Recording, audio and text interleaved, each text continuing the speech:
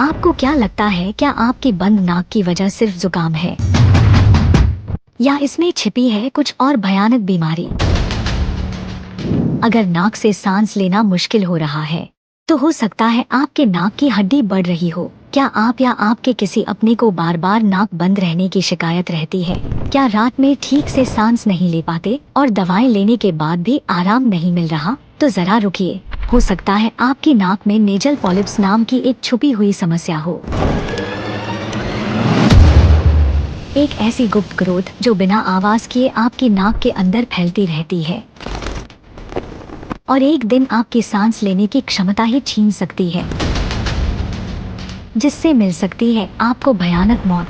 अब आप सोच रहे होंगे कि आखिर ये पॉलिप्स होते क्या हैं, ये क्यों बनते हैं, कैसे पता चले कि आपको ये है, और सबसे जरूरी इसका इलाज क्या है। आज की इस वीडियो में हम यही जानेंगे, सीधे सरल भाषा में नाक की इस चुपचाप बढ़ती बीमारी का साइंटिफिक राज। वीडियो को अंत तक जरूर देखें, क्योंकि जो जानकारी आज आप लेंगे वो कल किसी की सांस बचा सकती है।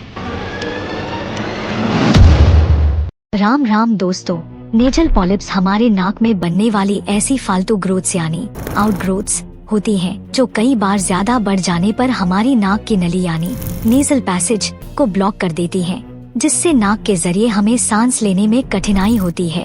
हमारे नाक के अंदर की खाली जगह को नेजल कैविटी कहा जाता है। नेजल कैविटी की लाइनिंग में म्यूकस झिल्ली यानी म्यूकोसल लाइनिंग होती है। जब हम सांस लेते हैं तो यह हवा को नम करती है ताकि वो आराम से लंग्स फेफड़ों तक पहुंच सके।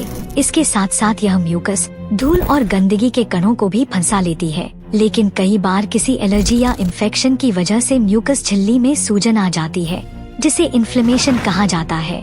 जब यह सूजन अधिक हो जाए तो यह म्यूकस झिल्ली फूली हुई ग्रोथ के रूप में बाहर आने लगती है, जिसे नेजल पॉलिप्स कहते हैं। जब तक यह पॉलिप्स छोटे होते हैं तब तक कोई सिम्टम्स सामने नहीं आते, क्योंकि यह सांस लेने में कोई रुकावट नहीं करते। मगर जब यह ज्यादा बढ़ जाते हैं तो यह सांस में रुकावट पैदा करते हैं। इसीलिए इन नेजल पॉलिप्स का इलाज जरूरी होता है। नेजल पॉलिप्स को ठीक करने के लिए या तो दवाएं दी जाती हैं। इन दवाओं में ज्यादातर स्टेरॉइड शामिल होते हैं, जिनके इस्तेमाल से पॉलिप्स सिकुड़ जाते हैं। मगर जब दवा से पॉलिप्स ठीक न हो या इनका साइज बहुत बड़ा हो तो फिर इन पॉलिप्स को सर्जरी के जरिए हटाया जाता है। पॉलिप्स को सर्जरी से हटाने की प्रक्रिया को पॉलिपेक्टोमी कहा जाता है। इसमें सर्जन सबसे पहले मरीज को जनरल एनेस्थीसिया देता है। इसके बाद सर्जन एक ट्यूब नाक के अंदर डालता है, जिसकी नोक पर एक कैमरा और छोटा सर्जिकल ब्लेड लगा होता है। फिर सर्जन कैमरे की मदद से पॉलिप्स को देखते हुए ब्लेड से काटकर हटाता है।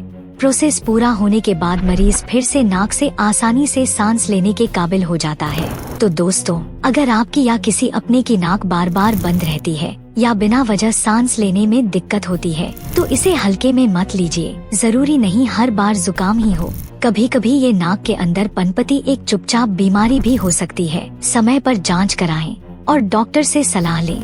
वीडियो अच्छा लगा हो तो लाइक जरूर करें और ऐसी ही जरूरी और दिलचस्प जानकारियों के लिए हमारे चैनल को सब्सक्राइब करें। सांस की आजादी आपकी सबसे बड़ी दौलत है, उसे बचा कर रखिए।